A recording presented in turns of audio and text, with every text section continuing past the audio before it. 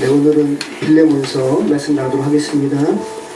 우리는 지난주에 골로새서 말씀을 살펴보았습니다. 한번 기억 더듬어 보십시오. 기독론에 대한 말씀이었습니다. 기독론. 자, 기독론이라는 것은 한자로 그리스도가 기독이니까 그리스도가 누구신가? 라는 것을 바울이 골로새 교회에 가르쳐 줄 필요가 있었습니다. 자, 골로새 교회에 여러 이단이 침투했습니다. 그죠?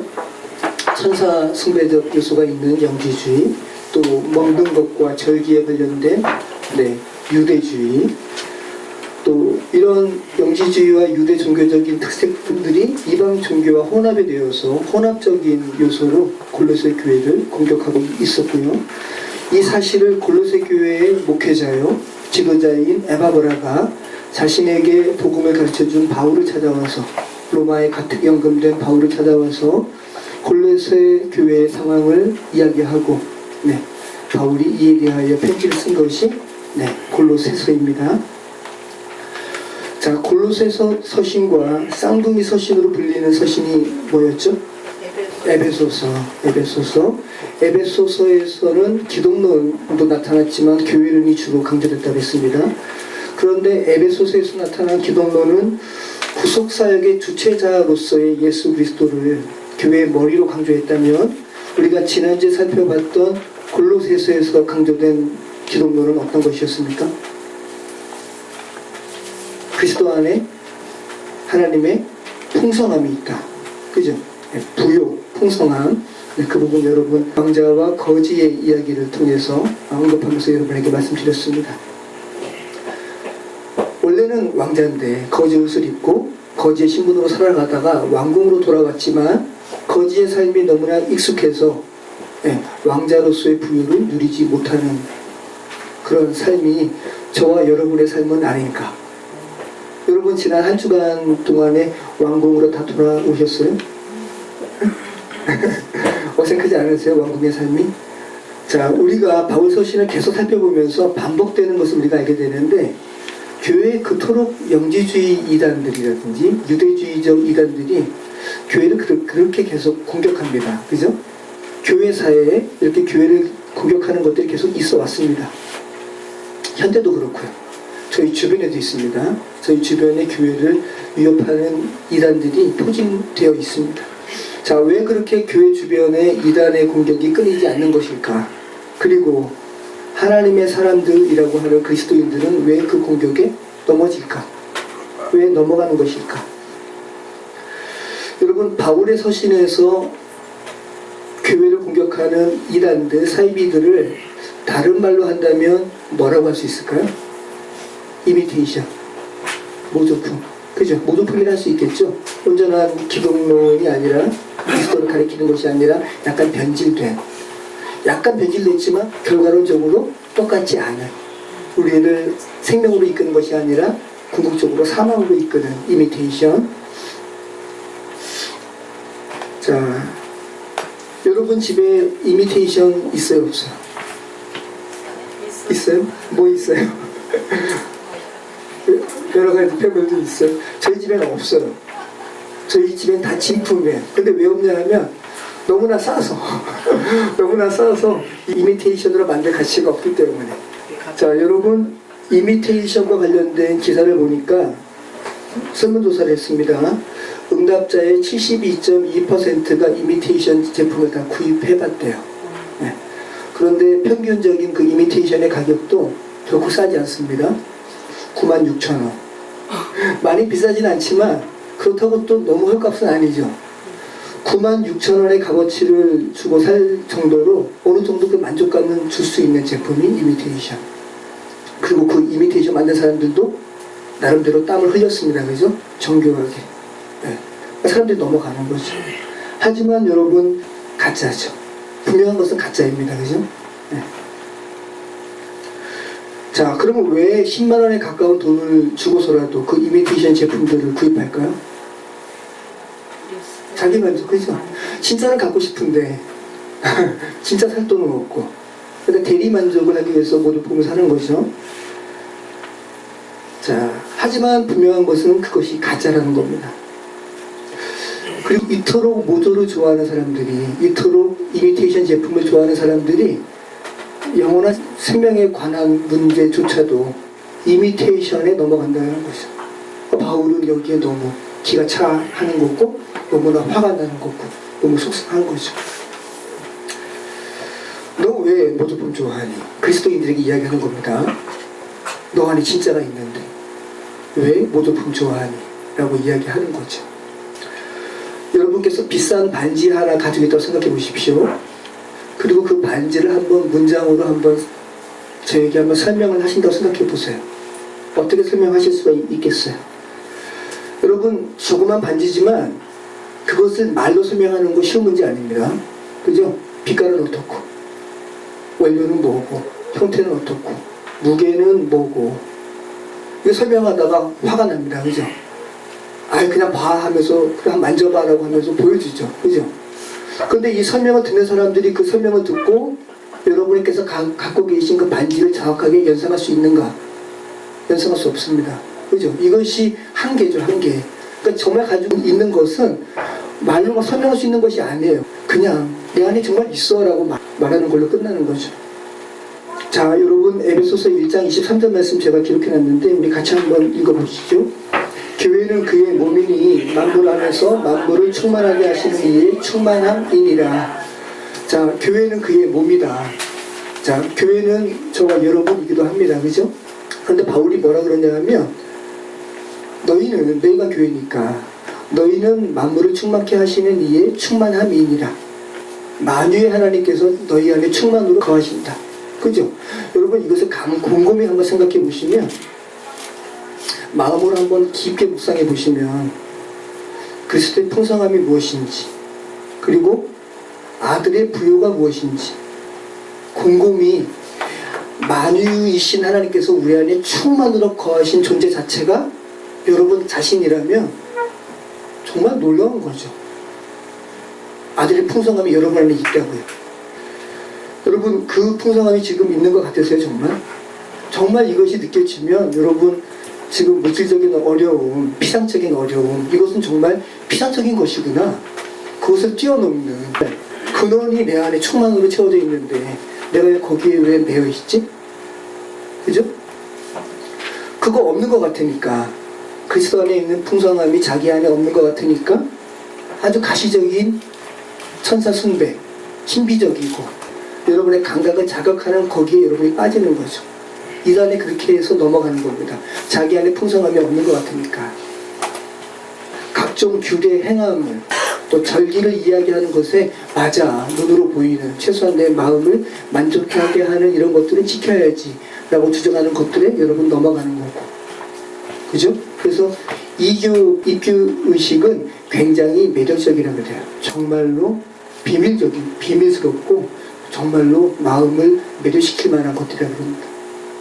여러분, 그런데 기독교로 여러분이 입교하는 의식은 다 오픈됐습니다. 뭘로 오픈됐어요? 세례받는 거예요. 다 오픈되는 거예요. 근데 너무나 오픈되니까 이게 가짜 같아요, 여러분. 그게 아니라는 거죠. 원래 진짜는 여러분 고요합니다. 빈수레가 요란하죠. 가짜가 요란스럽습니다. 자, 제가 그림 하나 올려놨잖아요. 맨 왼쪽에 있는 것이, 여러분, 현대의 가장 유명한 사과가 뭡니까? 애플이죠. 애플사의 애플 로고. 가장 유명하죠. 근데 그 애플사의 애플 로고가 가장 처음에 맨 왼쪽에 있는 거였대요.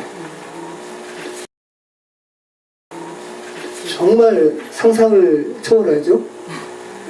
애플이 얼마나 디자인적인데, 그죠? 네. 뉴턴이, 이 가운데 있는 사람이, 책 보고 있는 사람이 뉴턴이에요. 책 보고 있다가 사과나무에서 사과가 떨어졌잖아요. 만유인력 이야기한 사람 아닙니까?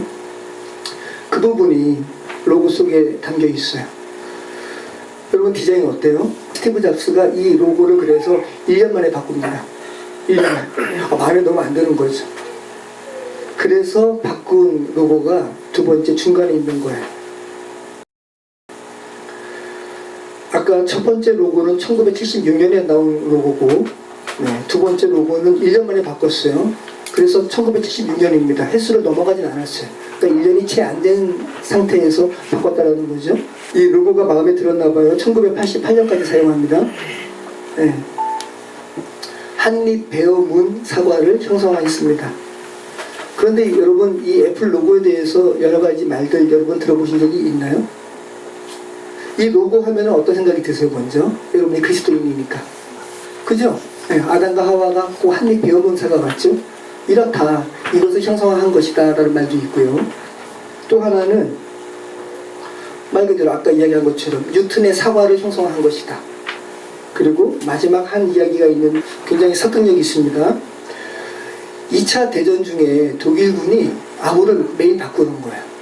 암호를 매일 바꾸고 공격하니까 유럽 연합군이 계속 지는 거죠. 그러면서 한 천재 수학자를 통해서 그 암호를 해독하는 기계를 발명합니다. 그 사람의 이름이 앨런 튜링이라는 사람입니다. 이게 실제예요. 그래서 이 앨런 튜링이 그 매일 바뀌는 독일군의 그 암호를 해독하는 기계를 발명하는데, 근데 이 사람이 동성연애자예요. 네. 동성연애자. 네. 그런데 당시 사회에서는 동성연애가 아주 중죄거든요. 그래서 영국 법원이 판결을 내리는데 화학적으로 거세시킵니다. 여성 호르몬을 계속 주입하는 거예요. 그래서 앨런 튜링이라는 사람의 목소리가 바뀌고 젖가슴이 나오고, 그러니까 이 사람이 너무 모멸스러운 거예요. 그래서 이 사람은 천재잖아요. 그래서 청산가리를 정확하게 치사하게 청산가리를 계산해가지고 주사기로 사과에다가 주입하고요. 그 사과 먹고 자결하는 거예요. 이 앨런 튜링을 기리기 위해서 스티븐 잡스가 애플사의 로고를 이렇게 만들었다라는 이야기가 있습니다. 자, 제가 지금 세 가지 이야기했죠. 하나는 아담과 하와, 하나는 뉴턴, 또 하나는 앨런 튜링. 자, 뭐 같아요? 세 번째 같아요? 가장 설득력이 있죠. 그리고 가장 뭔가 스토리가 있죠. 동성연애자들은 이 설을 아주 철석같이 받아들여요. 그런데 정확히 얘기하면 여러분, 동성연애자들 본인들의 정체성을 무지개 색깔로 표현하죠. 근데 가만 보면 이거 무지개 색깔 아닙니다. 순서가 달라요. 빨좀 늦춰 파란보가 아니라, 그죠?藍색과 보라색이 맨 아래에 위치해 있잖아요.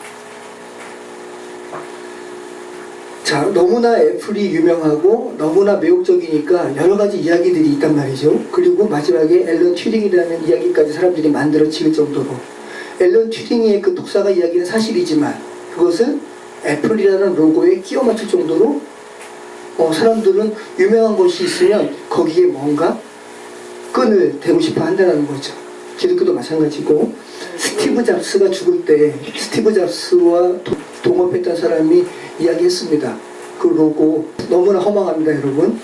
그냥 단순히 스티브 잡스가 애플을 좋아했대요. 네. 그냥 그리고 사과 과수원을 가고 방문한 다음에 그냥 애플 이렇게 했대요. 너무 허망하죠. 근데 동성연애자들은 이거 신뢰하지 못하는 거죠. 근데 이것이 진짜입니다. 왜? 스티브 잡스와 함께 했던 사람이 이야기한 거니까. 그냥 너무나 스티브 잡스가 애플을 좋아해서 사과 과수원 방문 후에 그냥 애플 이렇게 외쳤다라는 거죠.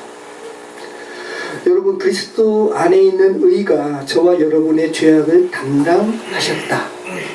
그분의 의로 저와 여러분은 생명으로 풍성해졌다. 단순하죠. 너무나 단순하니까 사이비 이단들은 에이 너무 단순하잖아, 뭔가 내용적인 것들이 있어야지라고 하면서 뭔가 곁들이고, 그죠? 네. 여러분도 그 의가 여러분 안에 있는데 그 의의 풍성함을 인정하지 못하고 맞아, 뭔가 부족해 보여. 그리고 이단 사이비의 사설에 여러분 넘어가는 거예요. 바울은 너무 안타까운 거예요. 너무도 단순해 보이니까 여러 이단적인 요소들은 그 진리 가리려고, 이게 사단의 여러분 속성임이죠. 사단은 저와 여러분을 영혼으로 인도하는 거 막으려고 합니다. 그래서 사단을 정확하게 알고 그 진리 가리려고 여러 가지 요란한 것들로 여러분을 미혹하는 거죠. 야, 구원으로 가는 길이 그렇게 단순하겠어? 이처럼 뭔가 멋있어 보이는 것도 있어야지. 여러분, 이단 사이비들의 거짓 짓거리들을 보시죠. 지난번에도 말씀드렸지만 안성의 증인은 저는 큰 교회 건물을 보고 야, 교회는 사람이지만 저 건물 그래도 예배당 잘 잤다라고 생각했는데 현수막이 붙어있는 거예요. 저희가 도자기 수업하면서 오다가 봤어요. 뭐라고 붙어있냐 하면 나팔절, 나팔절을 알리는 현수막이. 이 시대에 웬 나팔절, 그죠? 안성홍의 증인은 6월절도 강조합니다. 네. 모든 것은 예수 그리스도의 의로 십자가로 다 완성됐는데 그런 것들을 왜 강조해요? 그리고 왜 기독교인들은 거기에 넘어가요? 그죠? 그리고 잘 생각하십시오. 6월절 이야기하고 나팔절 이야기하고 각종 행사 만들고 신천지의 그 각종 행사 여러분 보시면 대단합니다. 무슨 군사 퍼레이드 같아요. 아주 요란한 것들로 가득 치장합니다. 사람들은 거기 빠지는 거죠. 죄된 세상은 예전이나 오늘이나 똑같습니다. 비록 세상 사람들에게는 매력있게 보이는 것들이지만 그리스도의 풍성함이 이미 있음을 아는 저와 여러분들에게는 그러한 요란한 것들이 다 뭘로 보여야지 정상입니까? 허무한 것들로 보여야지 정상입니다. 바울은 그렇게 이야기하는 겁니다. 진리가 없으니 저렇게 요란 떨지라고 바울은 이야기하는 겁니다. 야, 너희들 진리가 없으니까 그런 데 빠져들지. 그리스도의 생명이 여러분 속에 있음을 아신다면 여러분은 말씀하실 수 있는 겁니다. 그런 것들을 보고 허무하다고, 요란 떨지 말라고 이야기하셔야 되는 겁니다. 자, 오늘은 빌레몬서입니다. 자, 여러분 빌레몬서에 들어가기 앞서서 정리하고 읽으시면 좋을 것 같습니다. 빌레몬은 도시 이름이 아니라 사람 이름이라는 거. 네, 그 사람이 출석했던 교회는 아마 골로새 교회였던 것으로 추정합니다. 당시에 지방교회가 많았어요. 가정교회가 많았고 연합을 말하는 겁니다. 한 이렇게 물리적인 교회를 이야기하는 것이 아니라 가정교회를 이야기합니다. 자, 골로새 교회를 개척한 사람은 에바브라였습니다. 지난주 말씀 한번 기억해 보십시오. 골로새 교회의 지도자였지만 물리적인 교회 공간은 빌레몬이 부유층이기 때문에 빌레몬이 자기의 집을 교회로 오픈한 것은 아닌가. 지금도 이러한 형태의 교회가 있죠. 가정교회. 이 빌레몬은 바울이 아주 잘 알았던 사람입니다. 그 말씀이 오늘 나옵니다. 빌레몬과 바울만 아는 것이 아니라 빌레몬의 가족을 바울이 잘 압니다. 빌레몬 서신에서는 교회가 무엇인가 라는 교회론은 없습니다. 그리고 그리스도께서 누구신가 라는 기독론도 그렇게 강조되어 있지 않지만 중요한 부분이 있습니다. 그래서 아마 하나님의 섭리 가운데 정경에 포함된 것 같아요. 그리스도를 믿는 신앙이 어떻게 죄된 그리고 실질적으로 무사람이 살아가고 무사람에게 영향을 끼치는 죄된 세속국가에 매여있는 사람들을 어떻게 그리스도의 능력으로 변화시키는가에 대한 부분이 빌레몬서에 있습니다. 머릿속 상상으로 끝나는 그런 신학에 매몰된 것이 아니라 빌레몬서에서는 몸 밖으로 표출되는 그리스도를 믿는 믿음의 능력에 대해서 말씀하고 있다는 거예요. 자, 구조는 1절에서 8절은 빌레몬에 대한 찬사고요. 그리고 17절까지는 오네시모를 위한 간구입니다. 오네시모를 위한 간구가 17절까지. 그리고 그 오네시모를 위해서 보증하는 그 바울의 내용이 25절까지 그렇게 기록되어 있습니다. 자, 그래서 여러분 우리가 일부러 제가 빌레몬은 한 장밖에 없으니까 성경을 지금 다 읽었는데 전형적인 편지 같죠? 네, 여러분 읽으시면서 아마 느끼셨을 거예요. 정말 편지네. 네, 아주 편지 형식이 노골적으로 드러나 있습니다. 그런데 편지 이면에 학자들은 그렇게 이야기합니다. 빌레몬을 설득하기 위해서 아주 고도로 그 어떤 사람을 설득하기 위한 기법이 수사학이 그러거든요. 당시 헬라에. 그 바울이 수사학을 이용해서 빌레몬에게 오네시몬을 좀 용서하라. 또 그리스도 안에서 오네시몬은 너의 종이 아니라 평등하다라는 부분을 설득하기 위해서 당시의 기법인 수사학의 기법을 사용한 편지가 이 빌레몬서라는 거예요. 우리 같이 한번 나눠보겠습니다. 먼저 3절까지는 인사말입니다. 그리고 7절까지는 빌레몬을 칭찬합니다. 수사학이라는 것을 여러분 염두에 두시고 제 말씀을 들어보십시오. 빌레몬을 칭찬한다는 거예요. 먼저 칭찬하는 거예요. 그럼 나중에 빌레몬에게 뭐를 부탁할 때 칭찬받은 게 있으니까 거절할까요? 못할까요? 거절 못하죠. 이런 수사학을 구사하고 있다라는 거예요. 오네시모를 향한 자신의 부탁을 거절하지 못하도록 미리 수사학적인 장치를 7절까지 하고 있다라는 거죠. 그리고 16절까지는 오네시모가 어떻게 유익한 사람인지, 자기에게도 유익하고 그리스도에게도 유익하고 교회에 유익한지를 바울이 서술합니다. 그리고 17절부터는 오네시모를 자기와 동일시해요. 빌레몬에게 복음을 전한 사람은 에바브라가 아니라 바울이거든요. 그러니까 빌레몬이 바울에게 큰 빚을 졌다고요. 근데 그렇게 큰 빚을 지은 빌레몬이 자기의 노예였는데 그 자기에게 손해를 끼쳤다가 지금 돌아온 오네시모를 용서하라고 그 오네시모와 바울을 동일시하면서 빌레몬에게 부탁하니까 그 부탁 거절할 수 있어요? 없어요? 거절할 수 없어요. 아주 치밀하게 기획된 편지입니다. 자, 우리가 주보에서는 개정판으로 함께 교독했으니까 본문 나눔은 현대어 성경으로 하도록 하겠습니다. 자, 1절에서 3절까지는 인사말입니다. 같이 읽겠습니다. 예수 그리스도의 복음을 전하다가 감옥에 갇힌 바울과 믿음의 형제 디모데가 우리의 사랑하는 동역자 빌레몬에게 이 편지를 씁니다. 네. 그러면 수사학적인 관점으로 여러분 생각하신다면 예수 그리스도의 복음을 전하다가 감옥에 나 갇혔거든? 그러니까 자기의 지금 희생을 이야기하는 거죠. 자, 나 그리스도를 위해서 희생당했어. 너도 그리스도인이지? 그럼 너도 한번 나름대로 세상적인 가치관에서 희생이라고 여길 수 있는 부분들을 한번 할 수 있지 않겠니? 오네시모를 용서하라 라는 부분을 지금 언급하고 있다는 거죠. 빌레몬이 감수해야 할 희생은 오네시모와 관련된 일이라는 겁니다. 2절 말씀 같이 읽습니다. 그대의 집에 모이는 교회 여러분과 아피아 자매와 나처럼 십자가의 군인이 된 아키포도 함께 읽어주시오. 네, 그대의 집에 모이는 교회, 집이 건물이잖아요. 근데 집에 모인대요, 교회가. 그러니까 이 교회는 건물이 아니라 인격체라는 것을 알 수가 있죠. 에클레시아. 그래서 신약 성서에서 에클레시아를 한 번도 물리적인 교회 건물을 의미하는 것으로 사용되지 않았어요. 다 우리 사람을 사용했습니다. 사람을 표현했습니다. 교회는 건물이 아니라 여러분입니다. 예수부터 충만으로 가득한 여러분. 교회 여러분과 아비아 빌레몬의 부인으로 추정됩니다. 의미는 풍부라는 의미가 있습니다. 그리고 나처럼 십자가의 군인이 된 아키포도 함께 읽어주시오. 그러니까 이 빌레몬에게 보내는 편지를 그저 빌레몬만 읽으라고 하는 게 아니죠. 부인도 아들도 뿐만 아니라 그 빌레몬 집에 모이는 교회 에클레시아 사람들도 다 읽는 겁니다. 그러니까 골로새서처럼 골로새 교인들도 읽는 편지가 빌레몬서라는 거죠. 여기서 이 나처럼 십자가의 군인이 된 아키포도 함께 읽어주시오. 빌레몬의 아들이지만 바울과 지금 이렇게 같은 맥락으로 지금 이야기하고 있잖아요. 아마 목회자인 것으로 학자들은 이야기합니다. 그래서 어떤 학자들은 라오디게아 교회의 젊은 목회자는 아닐까라고 그렇게 이야기하기도 합니다.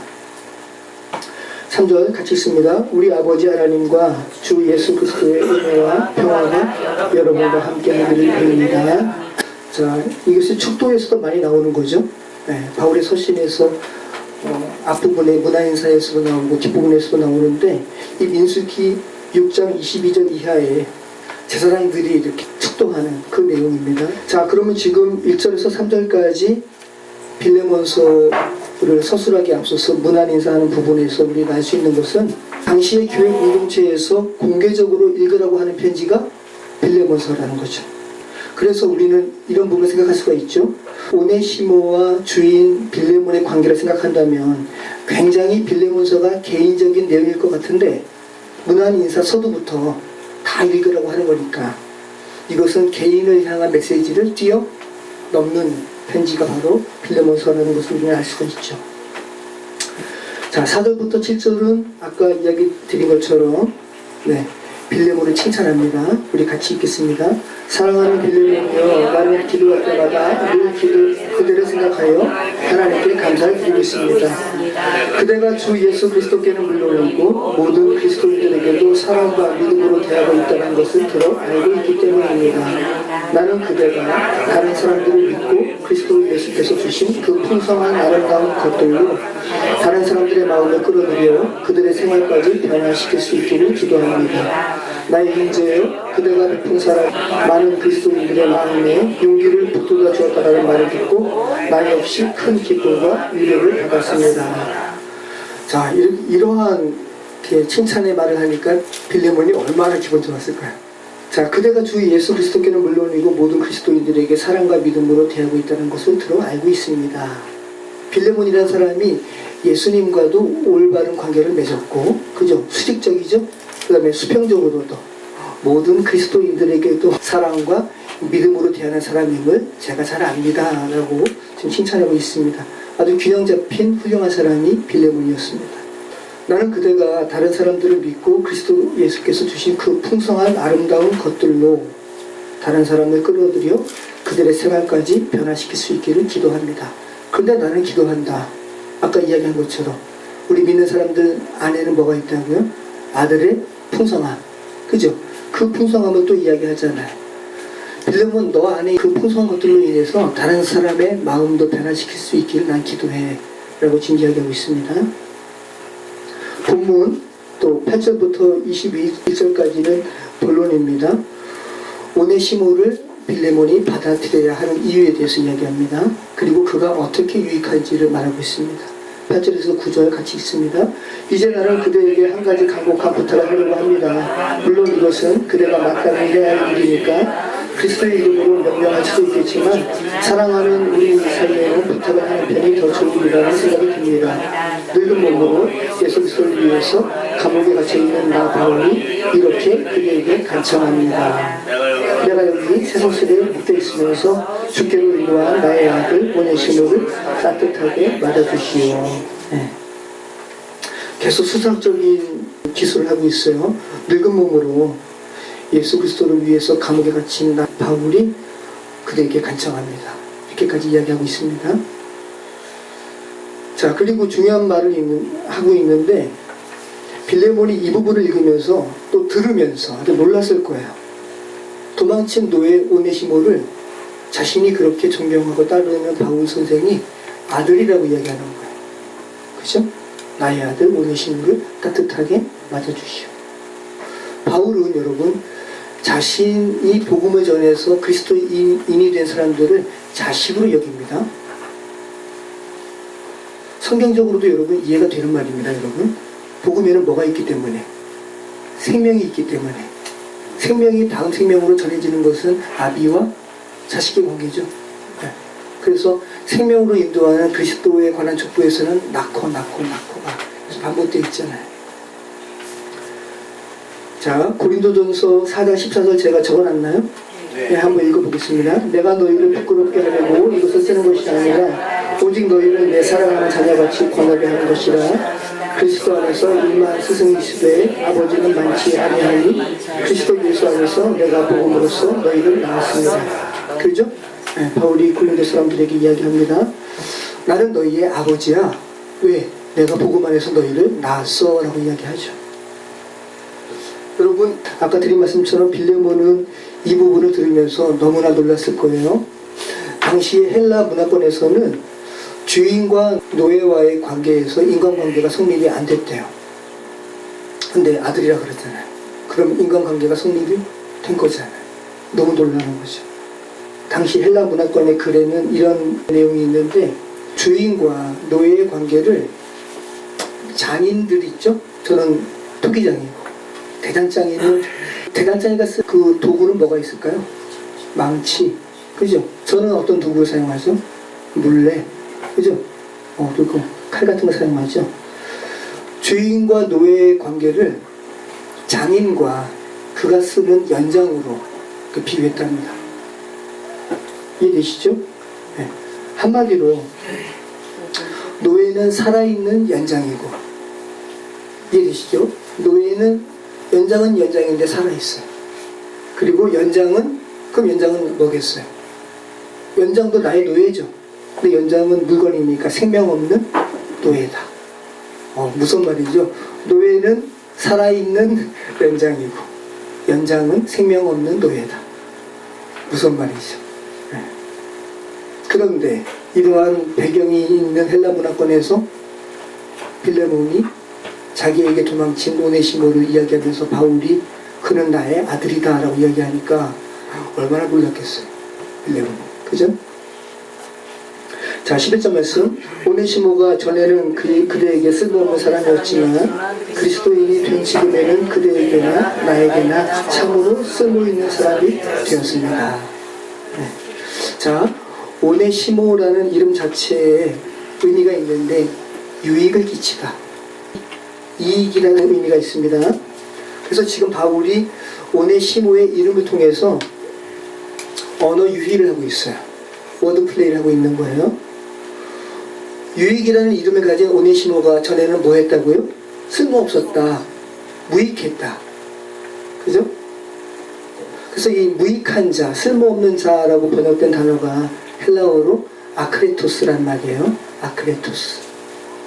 무능한, 쓸모없는 이라는 의미가 있습니다.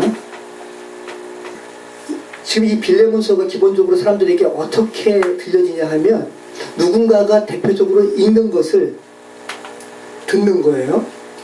그런 상황입니다, 여러분. 그래서 발음을 사용해가지고 바울이 오네시모에 대해서 지금 말하고 있는 겁니다.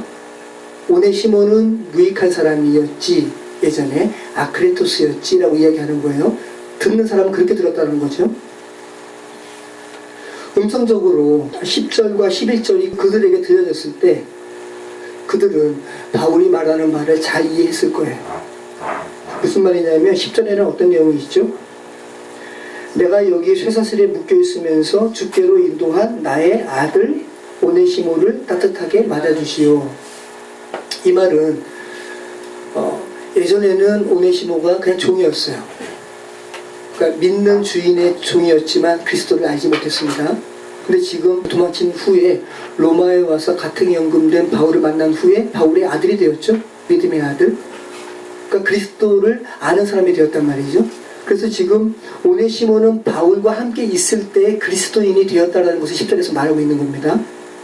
그래서 바울이 빌레몬서를 저술하면서 수사학적인 기교를 통해서 말하고 있는 것은 오네시모는 바울을 만나기 전에는 그리스도인이 아니었음을 지금 말하고 있는 거예요. 그리스도가 없는 사람이었습니다. 오네시모는 그리스도가 없는 사람이었어 라고 노골적인 당시 헬라 단어로 말하고 있진 않지만 그 의미는 예전에 나를 만나기 전에 오네시모는 그리스도가 없는 사람이었지 라는 내용이었다는 것이고, 그리고 당시 헬라 문화권에 있는 사람들은 그 문장을 들었을 때 그리스도가 없는 사람이라는 그 문장이 대번에 머릿속에 들어왔다라는 거예요. 그 그리스도가 없다라는 의미의 헬라 문장이 뭐냐면 크리스토스예요. 그러니까 아가 부정이거든요. 자, 근데 아까 그 무익한이라는 헬라 단어는 뭐라고요? 아크레토스. 그런데 그리스도가 없는 헬라 발음은 뭐라고요? 크리스토스. 당시에 헬라 사람들이 발음할 때는 이것이 같이 발음되기도 한다는 거죠. 에 발음과 이 발음 차이지만 헬라 사람들에게는 경우에 따라서 같이 들리기 때문에 지금 언어적인 유의를 하고 있다는 거죠. 그래서 지금 바울의 언어적인 유의를 지금 듣고 있는 사람들은, 이 빌레몬서를 듣고 있는 사람들은 대번에 알았을 거예요. 오네시모가 정말 바울에게 유익한 사람이구나, 필요한 사람이구나, 그리고 오네시모가 정말 그리스도 안에서 새로운 사람이 되었구나. 그리스도가 없는 사람인, 무익한 사람인 아크레토스가 아니라, 크리스토스가 아니라 정말로 그리스도가 있는 사람이 되었구나라는 것을 이 빌레몬서를 통해서 그들은 알았다라는 거죠. 이름처럼 정말 오네시모가 유익한 사람이 되었구나라는 것을 지금 바울이 강조하고 있다는 겁니다. 자, 12절 말씀. 그를 그대에게 돌려보냅니다. 그는 이제 내 분심과 같은 사람입니다. 네, 분심, 심장이란 말입니다. 네, 스플랑크논이란 말이에요. 스플랑크논. 여러분, 어떤 사람을 향해서 전에는 노예였는데 내 심장이라고 말할 수 있어요, 여러분? 같은 뜻을 가진 말로 스플랑크 니조마이라는 말이 있습니다. 우리말로는 긍휼로 번역되었습니다. 스플랑크 니조마이. 타인의 아픔을 보고 자기의 심장이 찢어지는 아픔을 표현할 때 스플랑크 니조마이. 이게 긍휼이에요. 우리말로 긍휼을 이렇게 표현했어요. 근데 성경에 12번 나옵니다. 예수님께서 복음이 없는 사람들을 보시면서 방황하는, 유리하는 사람들을 바라보시고 긍휼거린 마음을 가지셨죠. 우리 한번 읽어볼까요? 마태복음 9장 34절. 바리새인들이 이르되 그가 귀신의 왕을 의지하여 귀신을 쫓아낸다 하더라. 예수께서 모든 도시와 마을에 두고 다니사 그들의 회당에서 가르치시며 천국 복음을 전파하시며 모든 병과 모든 약한 것을 고치시니라. 무리를 보시고 불쌍히 여기시니 이는 그들이 목자 없는 양과 같이 고생하며 기증합니다. 여기서 불쌍히 여기시니 이 스플랑크 니조마이, 남의 고통 보고, 당시에 이 헬라 문화권 사람들은 심장에 감정과 관련된 그런 신경이 심장 안에 있다고 생각을 했대요. 그래서 이런 표현을 하는 거예요. 여러분은 남의 고통 보시면서 심장이 끊어지는 그런 고통을 느끼세요? 근데 예수님은 느끼셨다는 거예요. 자, 마태복음 18장 25절. 갚을 것이 없는지라 주인이 명하여 그 몸과 아내와 자식들과 모든 소유를 다 팔아 갚게 하라 하니 그 종이 엎드려 절하며 이르되 내게 참으소서 다 갚으리이다 하거늘 그 종의 주인이 불쌍히 여겨 놓아보내며 그 빚을 탕감하여 주었다니. 예, 스플랑크 니조마이. 자, 우리가 나눈 말씀인데 얼마 빚졌다고요? 1만 달란트. 지금 기억도 안 나네. 몇 조 원이에요? 갚으라 그러니까 그거 어떻게 갚아요? 애달아 하는 그 마음, 하나님께서 그 마음 보시고 너무 아파하시는 거예요. 스플랑크 니조마이. 그래서 용서해 주셨습니다. 근데 그 사람이 집으로 돌아오면서 800만 원 빚진 자, 아주 현실적이죠. 그죠? 수백 조 탕감됐는데 800만 원 빚진 자 보고 역사적고 자기 친구였어요. 옥에 가두는 거죠. 예수님께서 말씀하시잖아요. 왜 그가 그렇게 했을까? 수백 조 빚진 것을 탕감받은 것을 믿지 못했기 때문에. 근데 하나님은 정말로 우리의 그런 마음을 보시고 탕감해 주시는 거예요. 자, 이러한 예수님께서 가지셨던 마음, 그죠? 이제 바울의 마음이 되었고, 그리고 그 담에서 파생된 말을 지금 노예 오네시모에게 지금 쓰고 있는 거죠. 그는 내 심장이다 라고 이야기하고 있는 겁니다. 그 정도로 오네시모가 변했다는 거죠. 그리스도의 사람으로. 그죠? 당연하죠. 복음으로 나온 아들이니까. 자, 13절 말씀. 복음을 전파하다가 이렇게 쇠사슬에 묶여있는 나로서는 이 기간 동안이나마 그를 내 곁에 두고 그들을 대신해서 시중을 들게 하고 싶지만 그들의 동의 없이는 그렇게 하고 싶지 않습니다. 그대가 선을 베풀고 싶다면 억지로 하기보다는 자진해서 기쁜 마음으로 해야 되지 않겠습니까?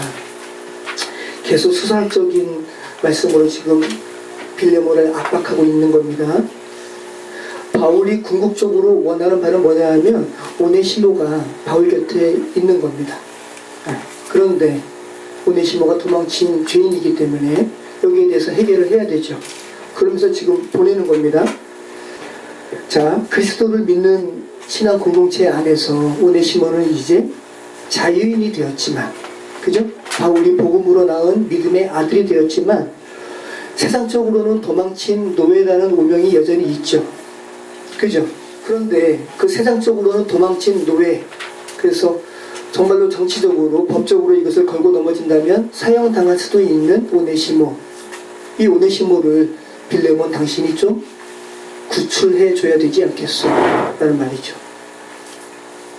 오네시모가 풀어야 하는 사회적인 죄책을 당신이 좀 풀어줘야 하지 않겠소? 라는 말입니다. 여러분, 제가 기억이 나지 않는데 어떤 글에 보면은 한 유대인이 누군가의 요청으로 어느 병실에 갑니다. 근데 그 병실에 누가 있었냐 하면 곧 임종을 맞이하는 어떤 노인이 있었어요. 근데 그 노인이 2차 대전에 장교였습니다. 유대인을 많이 죽였어요. 그래서 그 유대인 앞에서 누군가의 요청으로 그 죽음을 당하는 자기 앞에 있는 유대인에게, 이름 모를 유대인에게 자기의 죄악상을 다 이야기하는 거예요. 나치하에서 자기가 어떻게 죄악을 자행했는지. 유대인 그 이야기 듣고 싶겠어요? 그런데 유대인이 그 이야기를 들은 후에 묻습니다. 그 이야기 왜 내게 합니까? 라고 물어요. 그랬을 때 독일군 장교가 뭐라 그러냐면 유대인에게 용서한다는 말을 듣고 싶었습니다. 라고 말을 하는 거예요. 근데 그 유대인이 아주 유명한 책입니다, 여러분. 아실 수도 있지 않나요? 근데 그 유대인이, 여러분이 만약에 그 유대인이라면 어떻게 하겠어요? 말을 하지 못하고 그냥 병실에서 나갑니다. 그 독일군은, 그 독일 장교는 굉장한 큰 상실감으로 결국은 이렇게 임종을 맞이했겠죠. 그죠? 여러분, 그리스도인이 되는 것은 죄된 사회의 죄책을, 그러니까 그리스도 안에서 우리는 죄 용서 받았지만 실질적으로 또 마땅히 치러야 하는 사회적인 책임도 있잖아요. 내가 가능하다면 사회적인 죄책도 덜어주는 기회가 된다면 그런 일도 해야 하는 것이 그리스도인이죠. 지금 바울은 빌레몬에게 그걸 부탁하고 있는 겁니다. 15절 말씀 같이 읽습니다. 그대는 이렇게 마음을 돌려주십시오. 오네시모가 도망쳐 그대 곁을 얼마 동안 떠나 있었던 것은 결국 그대가 언제나 그를 데리고 있으려고 했던 것이 아닌가 하고 말입니다. 그는 더 이상 노예로서가 아니라 훨씬 더 나아집니다. 특히 내게 있어서 그러합니다만 사랑하는 믿음의 형제가 되어서 돌아가는 것입니다. 이제 그는 단순히 그의 노예가 아닙니다. 그리스도 안에서 그와 한 형제로 맺어진 귀중한 사람입니다. 아멘.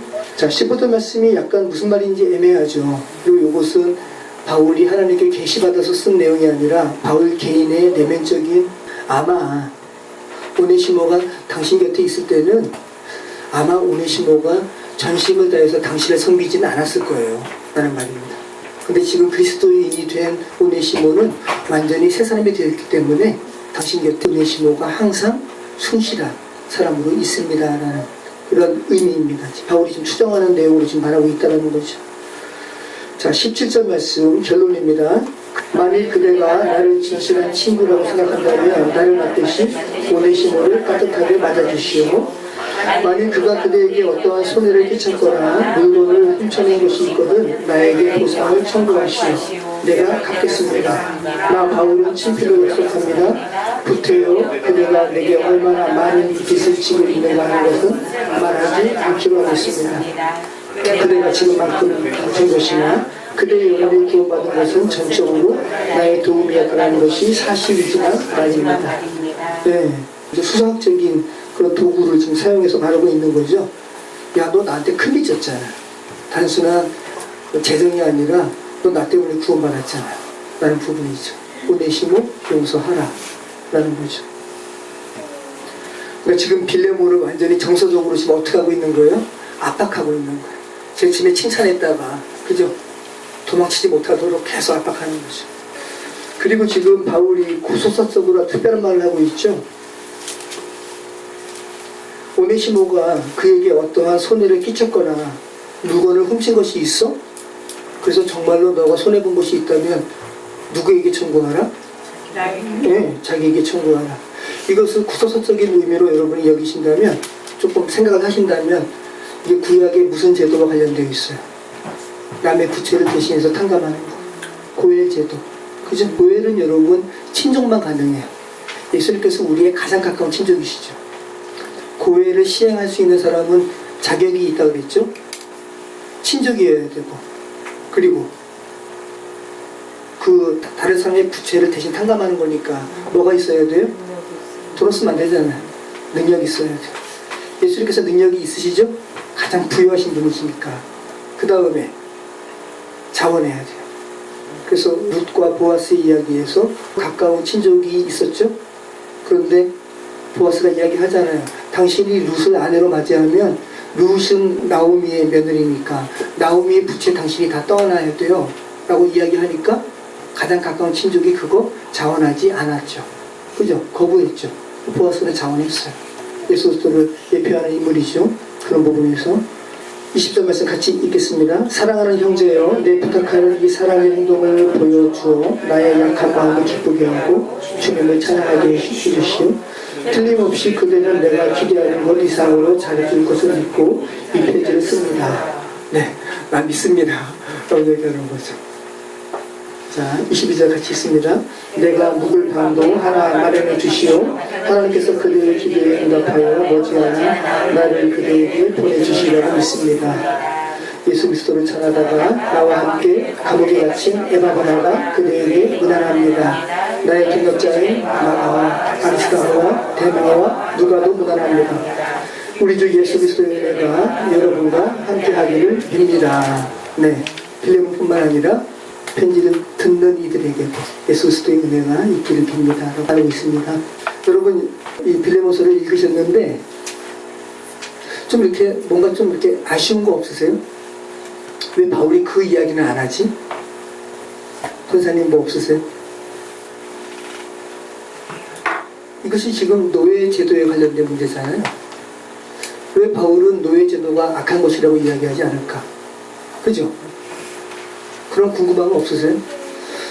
학자들이 다 그 얘기하는 거예요. 왜 바울이 결국은 이 오네시모가 노예고, 그죠? 종과의 그러한 불화를 지금 극복하는 편지를 쓰는데, 그러면 왜 하나님 그리스도 안에서 우리 다 평등한데 왜 세상에 있는 노예 제도에 대해서 이것은 위법한 거고 하나님의 법 가운데 이것은 철폐되어야 한다고 왜 강조하지 않을까요? 그런 생각 안 드세요? 여러분, 지금 우리 한국 사회에 노예 제도 있어요? 없어요? 네? 없어요? 없어요. 가시적으로는 없죠.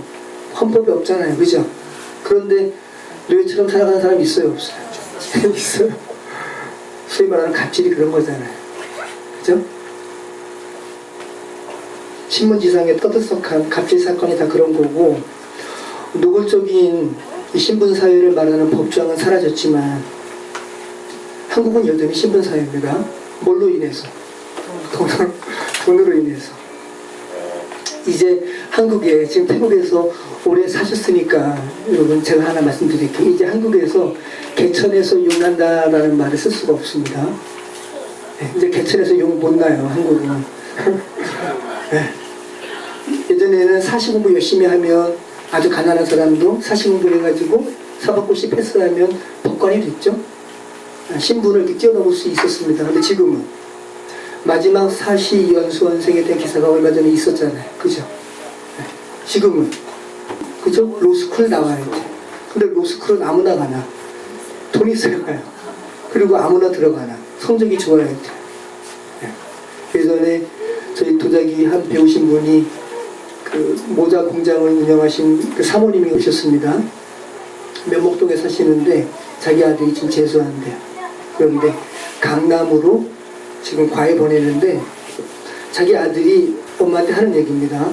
엄마, 나 예전에는 뭐 과외 뭐 꼭 해야 돼 라는 생각이 들었대요. 근데 지금 강남에서 과외하잖아요. 그러면서 나는 혜택 받았네. 이 비싼 과외 받고 정말로 자기가 성적이 오르는 게 느껴지니까, 야, 그러면서 엄마한테 이야기하는 거야. 한국 불공평하네요. 돈 없는 사람들은 이거 이 혜택 못 받네요 라고 한다는 거죠. 그 말씀 하시더라고요. 한국 사회는 여전히 신분사회입니다. 그런데 한국 사회뿐만 아니라 죄된 세상은 예전이나 오늘날이나 노예 제도가 철폐되었거나 여전히 존재하거나 관계없이 신분사회, 죄로 인해서. 바울이 그거 알았습니다. 야, 죄된 세상에서 제도 바꾼다고 뭐 인간이 바뀌어질 것 같아? 복음으로 사람이 바뀌어야지. 지금 바울은 정확히 그거 알았고요. 그리고 복음을 이야기하는 거예요. 사람에 관해서. 바울은 노비제 철폐하라고 말하지 않습니다. 사람에게 관심이 있고, 노비였던 사람에게 복음이 들어갈 때, 또 상전이었던 사람에게 복음이 들어갈 때, 그 결과는 인간이 인위적으로 행하는 노예제 철폐 운동을 뛰어넘는다는 거예요. 성경에서 바울이 말하는 변혁은 단순히 인간 제도에서 말하는 그 제도의 철폐를 뛰어넘는 겁니다. 말 그대로 천지개벽이에요. 완전히 바뀌어버리는 거예요. 복음이 들어가면. 그래서 한국의 교회 역사에도 이런 일이 있었어요. 아주 유명한 이야기입니다, 여러분. 전북 김제에 조덕삼이라는 지주가 있었어요. 부자죠. 근데 그 집에 경상남도 남에서 온 한 고아가 들어왔습니다. 이자익이에요.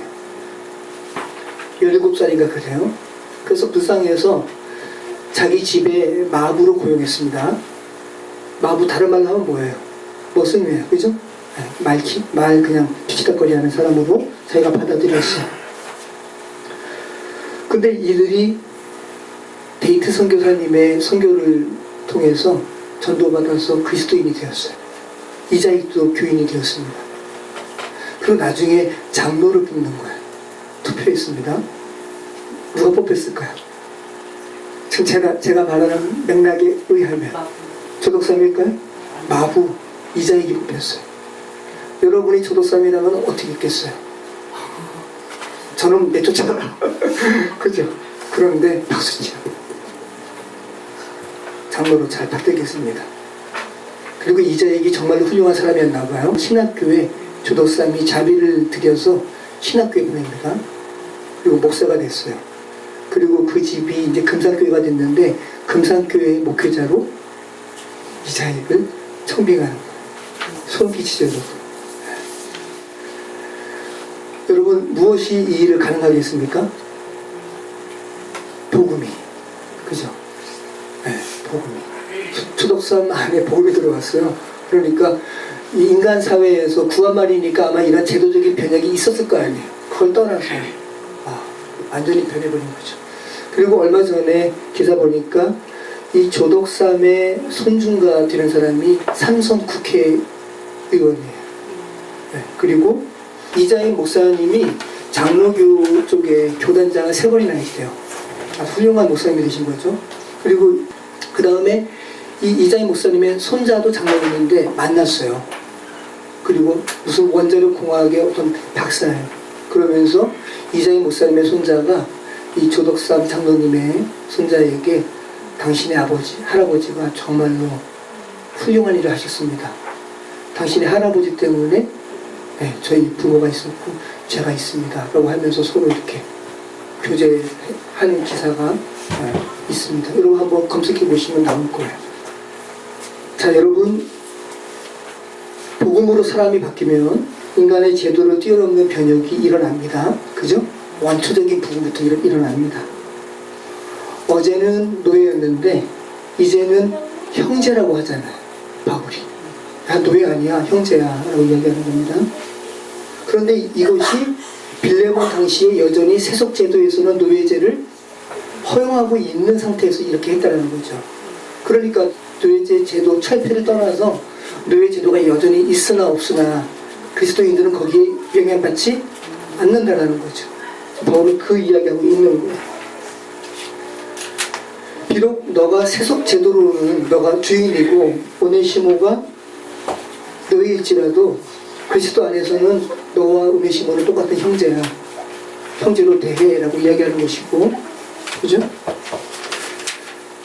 오네시모가 너의 형제라는 것이 너의 심중에서부터 나오니? 라고 이야기하는 거죠. 비록 세상 처지는, 세상의 신분은 너보다 낮을지라도 너와 동등한 하나님의 형상을 가진 형제라는 것이 너의 심중에서부터 정말로 나온다면, 그렇게 된다면 그럼 넌 정말 그리스도인이지. 그렇지 않으면 너 그리스도인이라 할 수 있겠니? 라고 이야기하는 거죠. 자, 여러분, 오네시모도 또 빌레몬도 또 당시의 노예들도, 당시 초대교회는 여러분 신분 고하를 막론하고 교회를 이뤘어요. 가이사의 집 사람들도, 황제 가문에 있는 사람들도 기독교인이 되었습니다. 그리고 순교를 했어요. 이들이 모두 복음의 진수를 알았기 때문에, 그죠? 그러한 기독교 공동체를 형성할 수 있었죠. 자, 여러분, 이 세상의 신분의 고절을 뛰어넘는, 그죠? 모든 갭을 뛰어넘는, 메꿔버리는 그리스도의 복음이 지금 저와 여러분 안에 있습니다. 이것이 여러분 안에 있는 현실입니다. 부요고, 이 부요 똑같이 이들처럼 누리시기 바랍니다. 하나님 앞에 우리 모두 형제자매입니다. 기도하겠습니다. 참 좋으신 하나님 감사합니다. 빌레몬서 말씀을 통해서 복음이 우리 인간이 살아가는 죄된 세상의 지도를 어떻게 극복하고 뛰어넘는지 알게 하시면 감사합니다. 그 복음의 진수가 우리의 심령 깊숙이 자리매김하게 하여 주시고 또 우리의 삶에 그러한 복음이 능력으로 나타나는 귀한 삶 살아가게 하여 주시옵소서. 예수 그리스도 이름으로 기도합니다. 아멘.